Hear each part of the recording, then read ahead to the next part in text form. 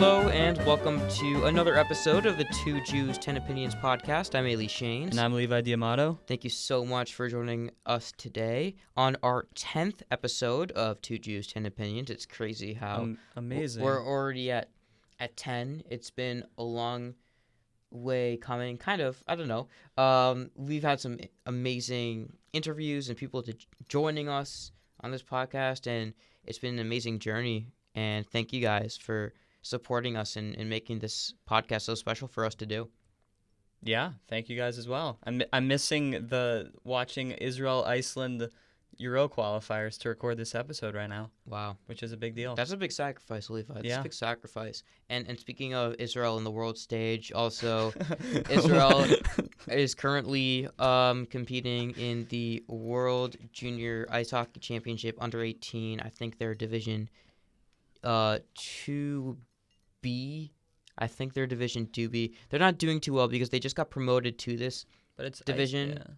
And so hopefully they're not last place. Taiwan is in it, and they're projected to be last place as of right now. So Israel, hold strong. We need you for that. Yes. We have a very interesting episode. We have an amazing guest today, Joe Gindi. He's a Rutgers. He's a sophomore at Rutgers University, and he testified in Congress about antisemitism in college campuses around the country. That was a few weeks ago, but we'll get into that interview real soon. But we just want to talk to you guys first, talk about a few things that are happening. Levi, talk about this event that is happening on our college campus. Yes. Today, we're recording this on Thursday, March 21st, and there's a very interesting event that we would like to talk about. This event already would have passed by the time you're listening to this. It's happening at like 5:45 today, so in just about an hour, called Journalism and Palestine, with Ali Abunimah, who is the co-founder of the Electronic Intifada. Delightful name for a website. Very, very delightful. This guy is like as much of a journalist as Leni Riefenstahl is a film director. Do you know who Leni I do not know who. She was like the film director for the German like war propaganda movies like in the 30s and stuff. Now I understand the reference. So I saw that this event was happening. Join us. This is from the Students for Justice for Palestine, which was disbanded but then told it could stay because as long as it didn't glorify or support terrorism, that's my understanding of the situation. Yeah. I think Ali Abunimah certainly glorifies terrorism. I have a lot of his lovely articles here as he posts videos, recent combat videos from the resistance in Gaza. One of his big things is pretty much denying October 7 atrocities. He says in this tweet, Israelis, in quote marks, seem to be big on rape fantasies. First, they made up all those horrible stories about, again in quotes, mass rapes on October 7, and they just can't get enough. Really toxic, quote, culture. Then he says in another article, it's all coming out now, and as we told you, Israel, in quotes again, shot, shelled, incinerated many, if not most, of its own people on October 7. How long will government-aligned Western media continue to loyally parrot the official line? I'm assuming he has not seen the 47-minute film that Hamas recorded themselves on October 7. Yeah. He's essentially cherry-picking articles that have been released by Haaretz where there is evidence of very small incidences of this, of helicopters that accidentally, tragically did kill civilians on October the 7th. It's kind of similar to the whole when the three hostages were tragically killed in Gaza. Yeah. And that became, they use these anti-Israel people use that as their rallying cry. Mm-hmm. It's the first time they ever mentioned that they care about the hostages. Yeah. That they're mentioning, now Israel's murdering the hostages. Why were they there in the first place? They don't care about hostages unless they're being killed, like you said, by Israelis. They want to use them as a weapon to villainize Israel. And Also, in regards to this event, it was promoted by a UF College of Journalism film professor, Imam Zawari. She actually, I'm part of the A professor? yeah, she's a film professor. Oh, wow. And so so I'm part of the faculty and staff CJC email chain because I work in the school. Did you know he has a desk with his name on it? I have my own cubicle and it has my own name on it, and it's very Yeah, beautiful and I love it. It's got amazing pictures and little knickknacks on it that I love to work with. Anyways, so she sent that out to all the CJC staff, and the event was also posted briefly on one of the UFCJC Instagram accounts. It looks like it was removed because I checked the account and I do not see the post. It looks like it was removed. Don't know why. I mean, like, obviously for me, I know why, because it's a ridiculous event. It's called Journalism in Palestine, like quote unquote journalism. Their version of journalism. But I've read a lot of articles on the electronic intifada. I've given them a little too many clicks. maybe They don't deserve the clicks that I've given them, because it gave me a real not a moral quandary, but I didn't know how I felt about this event taking place. I don't know. Yeah. I mean, I looked up the rules, in UF, and it's pretty.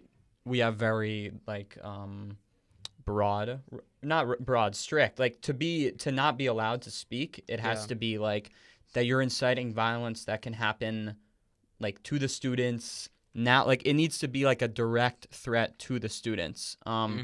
So he's careful enough, this guy, in his words, I guess. I mean, he's clearly a supporter of Hamas, which the SJP is not allowed to support Hamas. So they're having this event. So I don't know what's going on there. But as far as the talk happening, I don't know. I mean, it's taking place on campus, though. So what's your opinion on all that?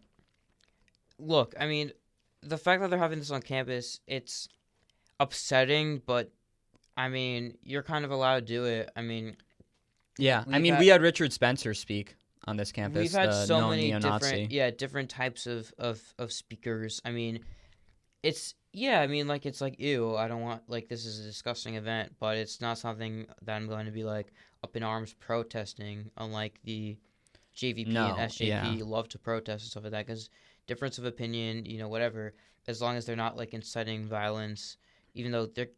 Well, what would need to be said? Like, that's my situation that I was thinking about. Like, what's the line to be crossed? I'm sure the line is like, go and attack your any Zionists or Jews on campus. I'm sure that's the line. But with this talk, it will, I mean, inadvertently cause, in my opinion, I think it does threaten Jewish safety, and I think it does threaten safety of Jews on campus, and I think it could incite some kind of violence, because it reaffirms this narrative of that Hamas is correct in what they're doing, and that the Palestinians are the victims in all this. I think it's going to cause just more anger towards Jews and Zionists on campus, and I think inadvertently it does, but I think they'll figure out a way to make sure the wording is in a way where it doesn't go against any quote unquote guidelines. But it's definitely frustrating, but it's not something that particularly is going to get me all anger horny about. So you're not angry about it? You're not angry about it being sent to the faculty? Oh, I mean, I do. Because let's say that that event is advertised to people, students who have no idea about anything going on, and they go to this event. It's like, I mean, that's pure induction. I didn't particularly enjoy getting that email, and I think that was very. You're allowed to do it because it's not like you're going and advertising it, but it definitely will cause other teachers to go and advertise it, maybe in their own classes when. In private or whatnot. So I didn't like that information was being shared. What really got me angry was that the Instagram accounts promoted it. So I wish I saw that, because someone else told me that as brief, well. Very I saw it in the, I think, I don't know, this morning, maybe yesterday morning, and I didn't think much of it. Because you didn't know about the guy at the time. I didn't know too much about the guy, but I mean, I saw the event sent out to the other teachers. And I'm like, okay, like, whatever. I saw Electronic Intifada. I'm like, ew, that's a gross name. I didn't like that. But Electronic intifada. I just saw it and I thought about it for 2 seconds and then I went about my day. It was kind of like, okay, whatever. But now looking back and thinking back on it, I'm like, yeah, that kind of is frustrating that they're promoting that, like that a college in the university is promoting it. It's like, okay, it's one thing if it's like Students for Justice in Palestine or Jewish Voices for Peace who's advertising it, but this is the college, Yeah. and that is The frustrating. College of Journalism. The College of Journalism. I get it because it's like a journalism event. Right. But like this guy's, by the way, I mean, I've seen his journalism. I've read his articles. Yeah. They're not sourced. They have no sources other than just Twitter accounts, that sort of thing. All about the resistance. Very happy with the resistance's progress. This is like they hold live streams like Day 55 of the resistance or whatever. So anyway, but there's a lot going on in regards to all these things, and it's not just happening on our campus, it's happening on other campuses as well. And on that note, great transition. That was a great transition. A lot of this is happening on the campus of Rutgers University, which is in New Jersey, and we are joined, like I said before, by a sophomore at Rutgers. He's an economics major, and he is minoring in Jewish studies, Arabic, and history. A triple minor, like very cool. Joe Gindi spoke with us, and he testified before Congress a few weeks ago, and he was an amazing person to talk to, and we're going to turn it over to wait before we turn it over to the interview. Okay. So about just putting everything in perspective on Rutgers University. So there was I was reading this report before we did this about a Brandeis University paper that has been done after October 7 assessing anti-Semitic incidents, attitudes towards Jewish students on schools across the country. University of Florida is in the lower echelon, you would say? I think echelon. Echelon of schools with anti-Semitic sentiments, despite like what we were just talking about. And Rutgers is the second highest level. The number one level is like Columbia and like whatever, and then Rutgers is there. But it hasn't been. I'm really interested for this interview because it hasn't been. I haven't seen it as much in the media as I have like Ivy League schools. And Rutgers is definitely like under the radar when it comes to that. Yeah. So not anymore. Not anymore. I mean, now we're gonna get all this publicity because of the Two Jews 10 Opinions podcast. Yeah, Shout out to us. Yeah. Anyways, we're gonna turn it over to that interview right now. So we are here with a sophomore Rutgers student. He testified in Congress about the problems arising with anti-Semitism on college campuses a few weeks ago. Joe Gindi. Joe, thank you so much for joining us on the Two Jews 10 Opinions podcast. It's an honor, and thank you for having me. So, Joe, I want to first give you a little space to just introduce yourself and just talk about your experience in Washington and testifying before Congress. So introduce yourself to our audience. Sure.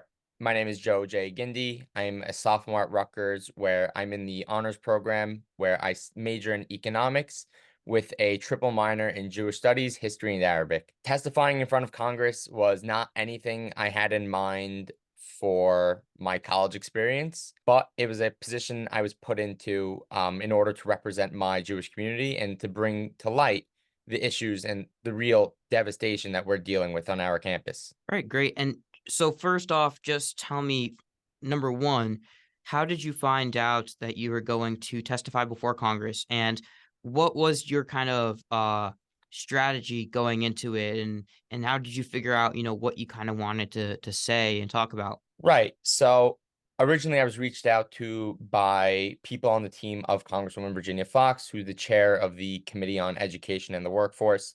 And so once they reached out to me, it was about a 4 week period until we as in the group would be testifying.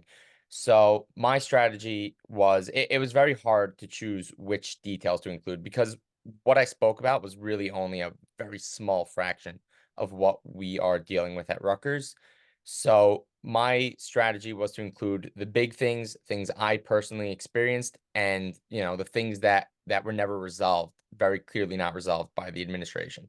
So including all of those, and there were things I still left out, but the anecdotes that I was able to include were very intentional in that they portrayed all three of those qualities. As you were testifying, as you were in Congress, and even in the steps before that, how did you feel? Did you feel like you were welcomed, and were you nervous? I mean, just tell me about the feelings that you were experiencing throughout this whole process. Right. So it was an emotional roller coaster. Before testifying, I kept telling myself I wasn't going to be nervous. This is just another speech. I'm cool. I'm confident. I'm able to do this.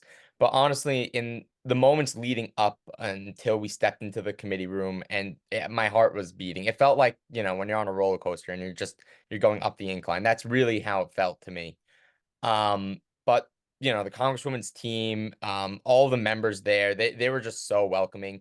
Even in the conversations I had afterwards, it was just so reassuring to know that, we're not alone. This isn't a government that doesn't care about its Jewish population. And it's really I study Jewish history like pretty, it's a lot of what I do in college. And it's so unique to see a government that really does, have the interest of the Jewish people at its heart, which is it's such a monolith in history and such a unique moment that we get to live in. So I read your statement, the written statement where you show all of the examples of the anti-Semitism since October 7. But it also seems like this has been kind of a problem.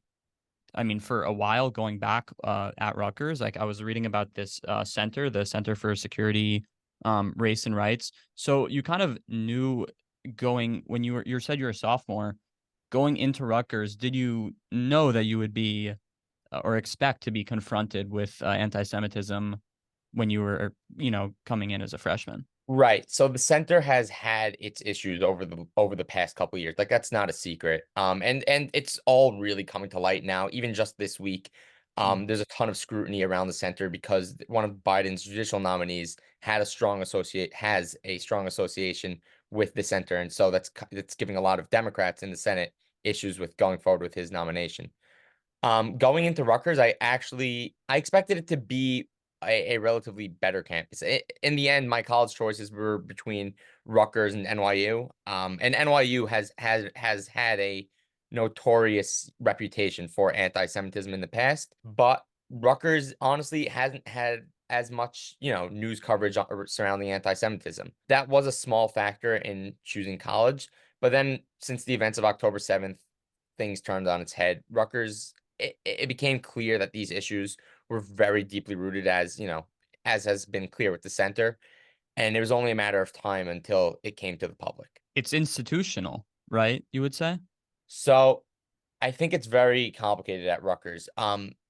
The administration has individuals in it who are really trying to do a good job. There are people I work with who really do want to fix the problems at Rutgers, but what we're dealing with is very deeply embedded within the institution. I would agree with that.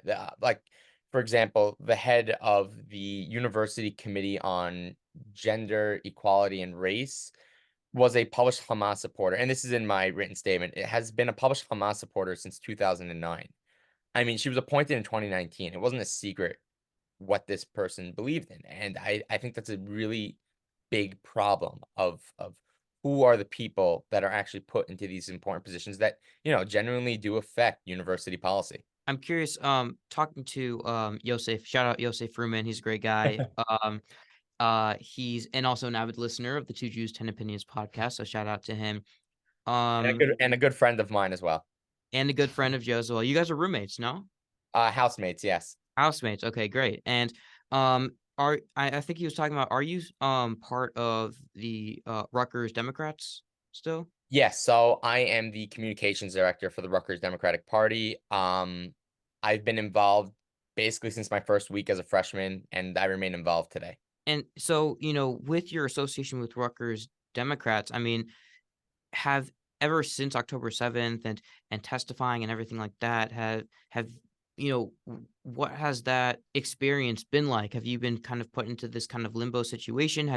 Have relationships kind of been strained inside your own party because of what is going on in Israel? And can you just talk about that experience with being in part of Rutgers Democrats? Right. So I think this is a very there's two answers to that.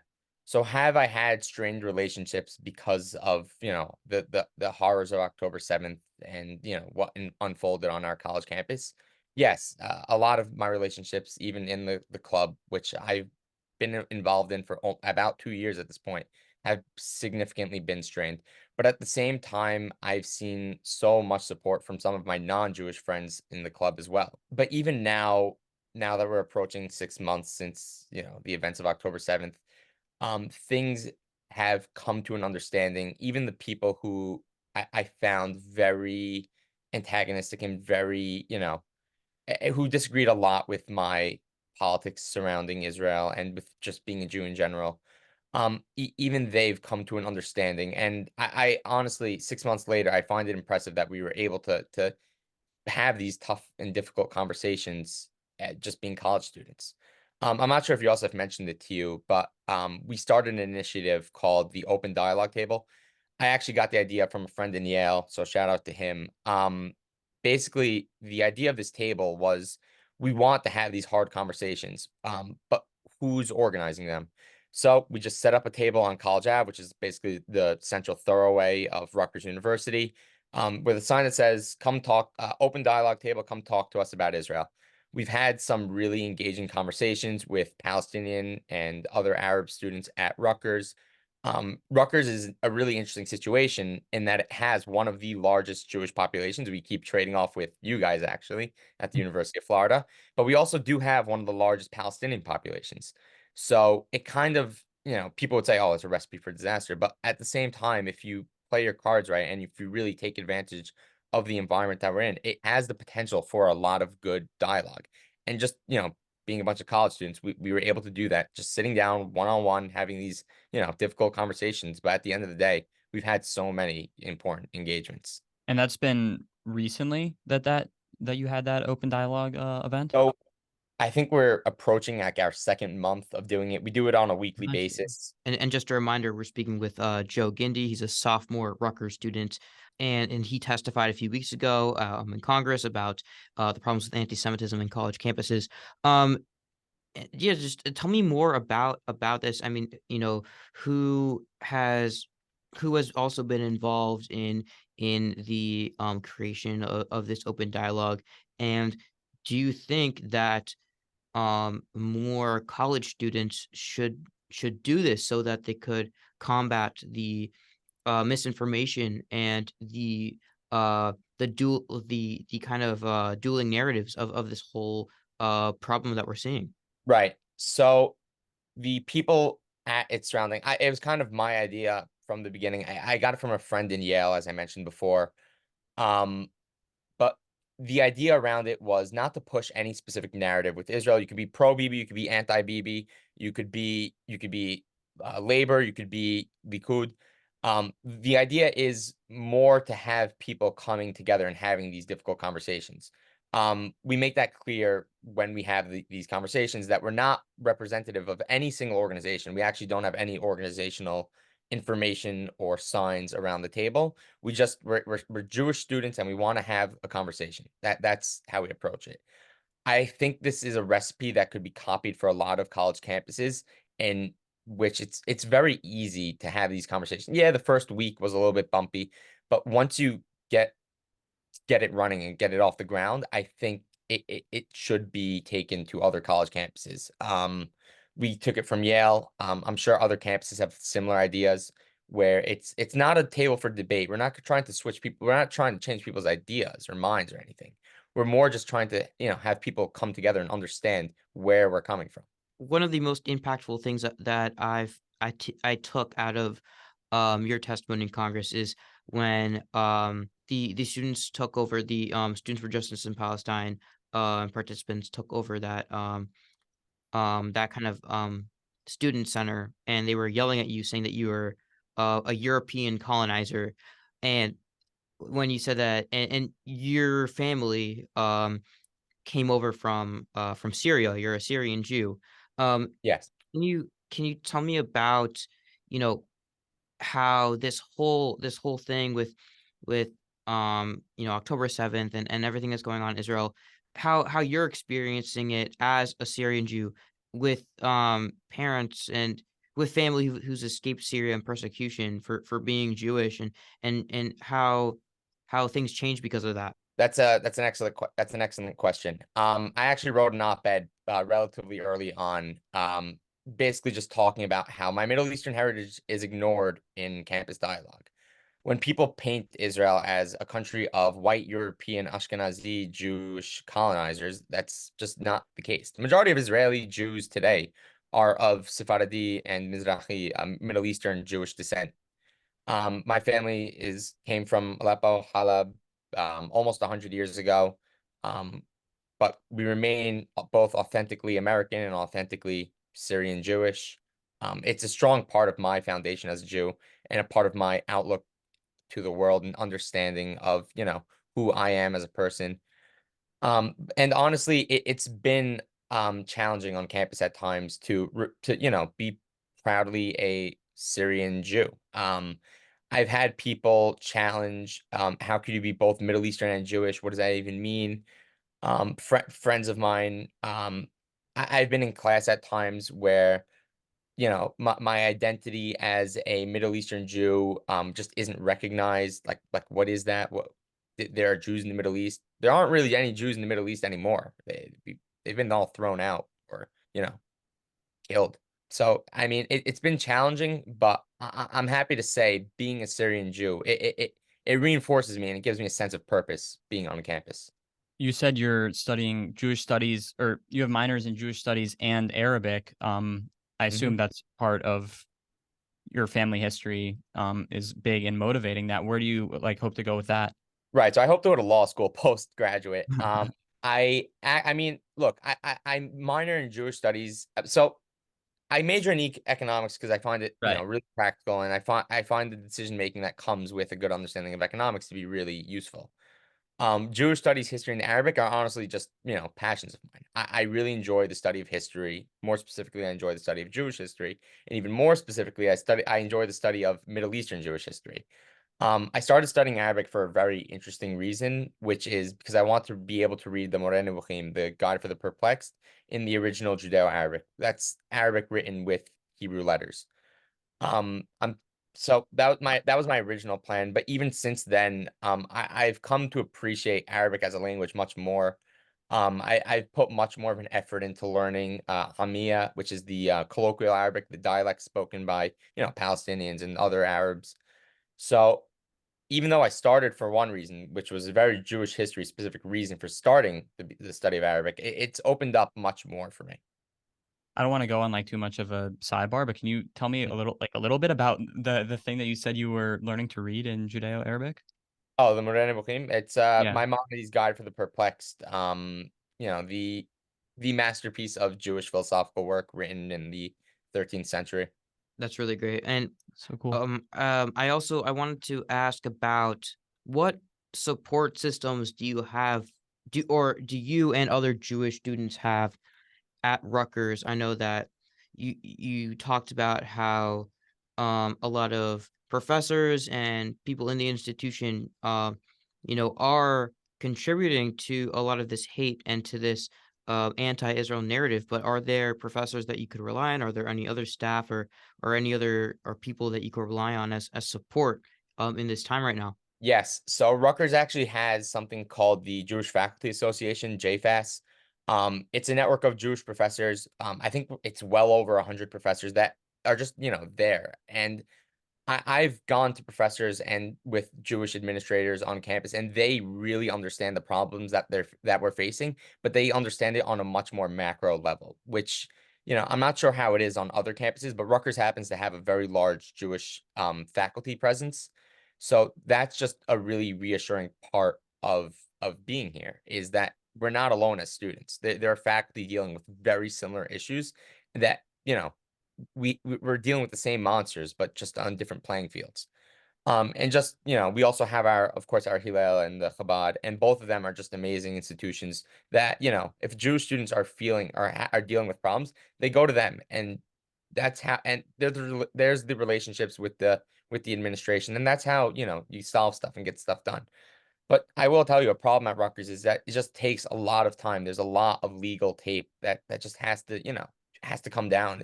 It's that's why we're not getting a lot of the results that we want to see. You mean results following like your testifying in Congress?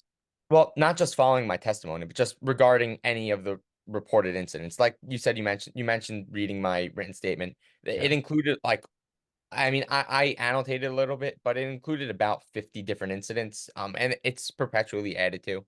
Very few of those, I will say, out of the incidents that I personally experienced, very few have been solved or Yeah, I dealt did with. keep saying that. I did keep saying that. Like, in what was the word that was used? Like, it's under review or something. Like, all of them were still like under review or Yeah, not. under review, under review. No, Yeah, no.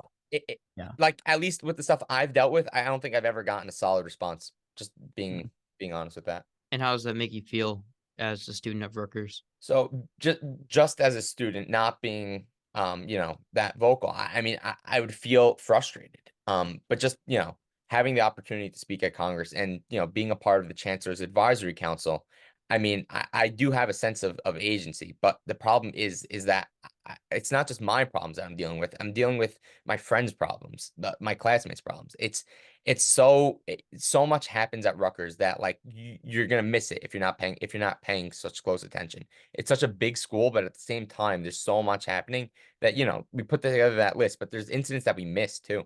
What is your message to other college students around the country who are dealing with these uh same issues that you are, and what messages of hope do you have for them? So to other college students, remain proud and know who you are. Don't be told what it means to be Jewish. Understand your background, understand your history, be proud of your heritage, because that's who you are. Yeah, I mean, that's why I'm here. It's because I'm proud to be a Jew. A message of hope, there's people on the inside that are, doing good work. Our government, for all the problems that it might have with, legislating and whatever, they want to make change and they understand the problems that we're dealing with. We've never had that before. It's different now. So just remain proud and remain strong. Thank you so much for joining us. Yeah. No, So that was sophomore Rutgers student Joe Gindi joining us. He testified in Congress a few weeks ago and is vocal about anti-Semitism and issues with anti-Israel and anti-Jewish sentiment on his campus. Joe, we really appreciate you joining us today for the Two Jews, 10 Opinions podcast. it was my pleasure. Thanks for having me, guys. All right, guys, we hope you enjoyed that interview. Usually Ailey's the one that does the thing after the interview, but he messed up like 4 times, so I said I would handle doing the thing after the interview. Very interesting interview with Joe Gindi. Very smart guy. He's a very smart guy. Wait, did you knew the thing he was talking about in Judeo-Arabic? Not that specific one. I know some of the Rambam's work, for example, like the Mishnah Torah, for example. I've heard of But that. the Rambam is was prominent in the Middle East, and I'm sure he's written things in Arabic or Judeo-Arabic. So I wasn't like specifically familiar with that work, but definitely like other works of Rambam, definitely. But he's a Joe's a very smart guy, and we really appreciate having him on our podcast. And what were some of the biggest takeaways for you from the interview? I really liked to hear about the open dialogue table that I think that's what it was called, open dialogue.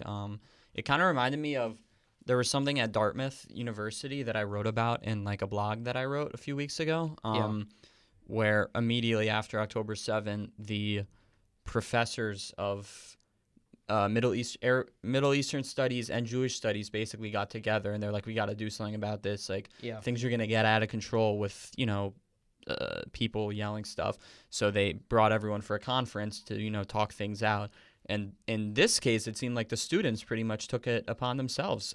Joe came up with the idea. So that was really cool to hear about. And also the fact that it had success. He acknowledged it was bumpy, as all things are, but it was really hopeful to hear that. Yeah, I mean, which is kind of my takeaway from this interview. It's that even though when things are kind of looking bleak or looking kind of rough, there's still that, like he's part of the Rutgers Democrats, and he said even the people who weren't on his side or didn't agree with him politically about his views on Israel, even right after October 7th, they were still able to have that open dialogue, even with, people that you would assume wouldn't even have that open-mindedness to be able to do that. And I think that right now it's very hard to see progress when it comes to that. But I think people need to give people more credit, because I think most of the people who are in, or a lot of people who are in, who have this anti-Israel perspective, I really do believe that a lot of them, they mean well. They're just very uneducated about this topic. And I think Yeah. when you do reach out to them and try to educate them on this, it's possible that their views could change. For example, I have a friend who posted this thing on Instagram, this reel of this woman, this Jewish woman who's very anti-Israel, who was saying that basically, like, Hamas is not a terrorist organization, and that what happened was an act of wasn't a terrorist attack, but it was an act of not rebellion. I forgot the exact word. Resistance. But an act of yeah, resistance, pretty much was an act of resistance. And I messaged him saying, no, that wasn't an act of resistance. An act of resistance would be against the military, not against innocent civilians. And I went ahead and sent him uncensored pictures of what happened. Did you? I did, and Really? I said, does this look like an act of resistance to you against the military?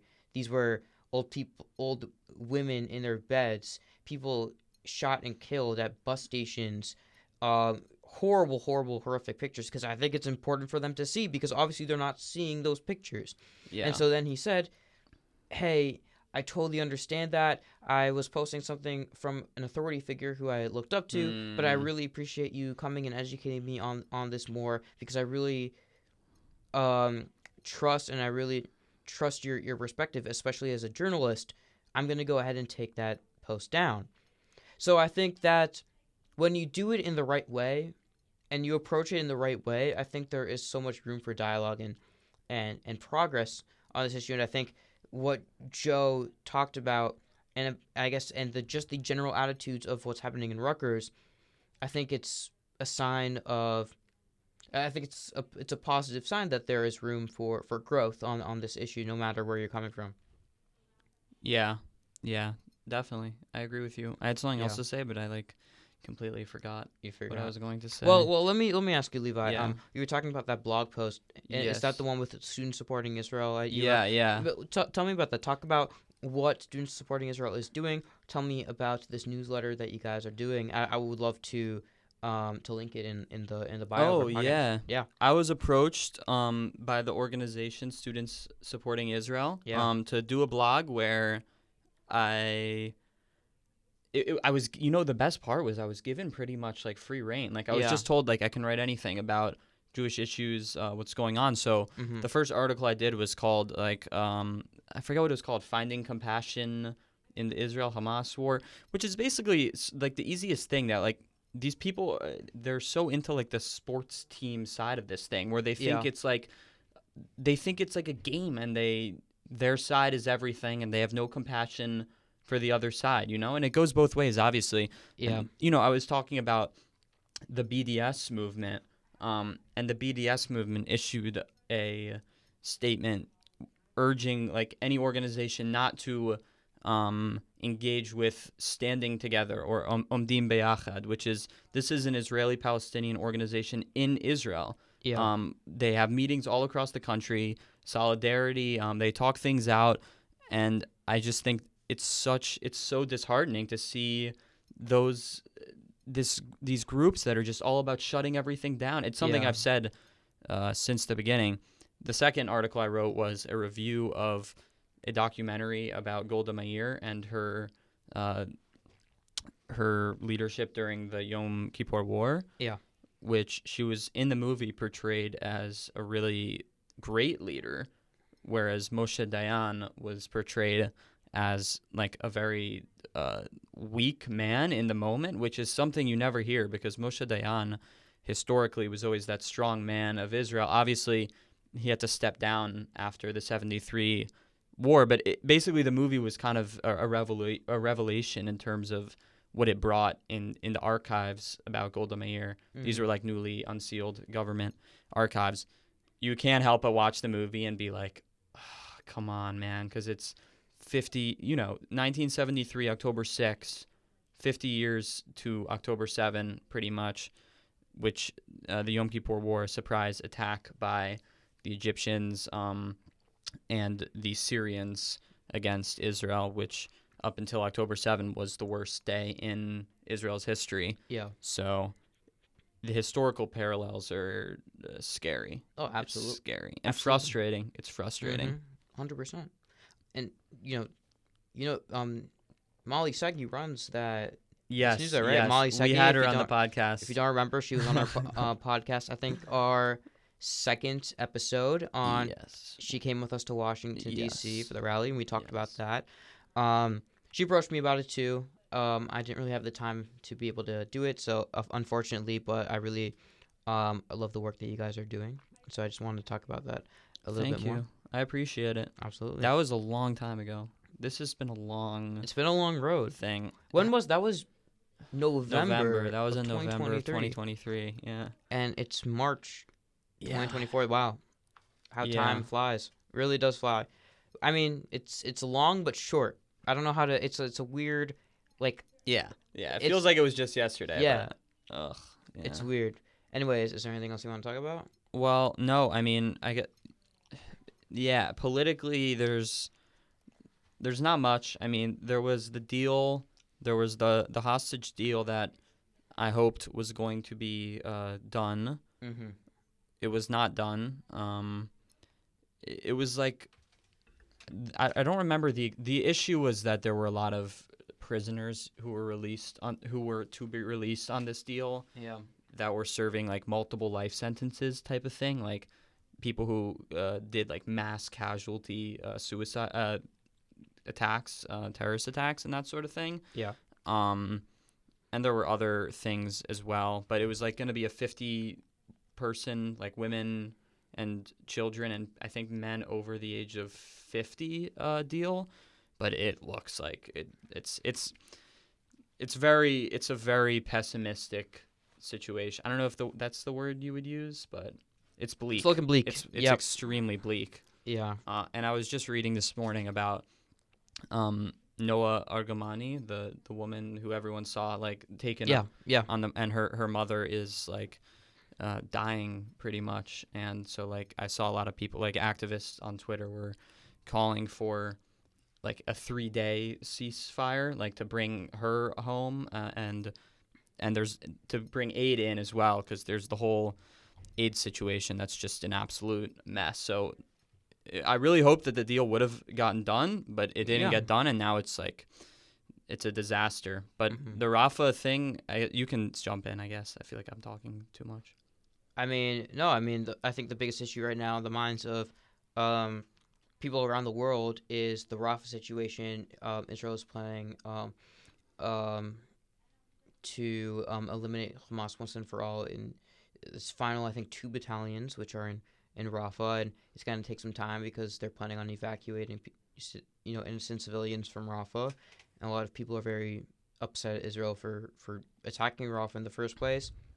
Whether this is the way to do it, that's up to your interpretation. But Hamas needs to be eliminated once and for all in order so that there can be peace between Israelis and Palestinians, and that's because even in Gaza, I mean, they are killing off people who want peace right now. Like they've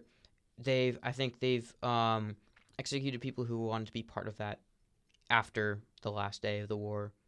Situation. Yeah, the military, the Israeli military, was interested in working with these clans in the Gaza Strip to distribute aid. And the Netanyahu government was not for that. But then there's also the whole thing with, like you just said, the Hamas killing some of the members of these influential clans. So that does lead also to problems with aid management and just the North in general.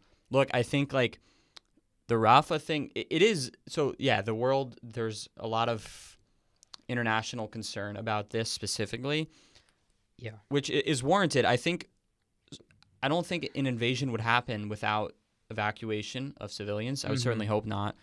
And it's also important to remember that this invasion would be a much lower intensity invasion than like the fighting that was seen in the north of Gaza.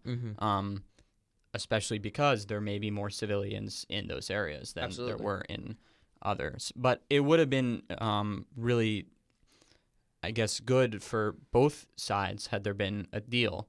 But from the very start, Hamas was being with the deal, like a deal's not going to happen with Hamas. Let's just get that clear. It's not going to happen. They don't want to negotiate.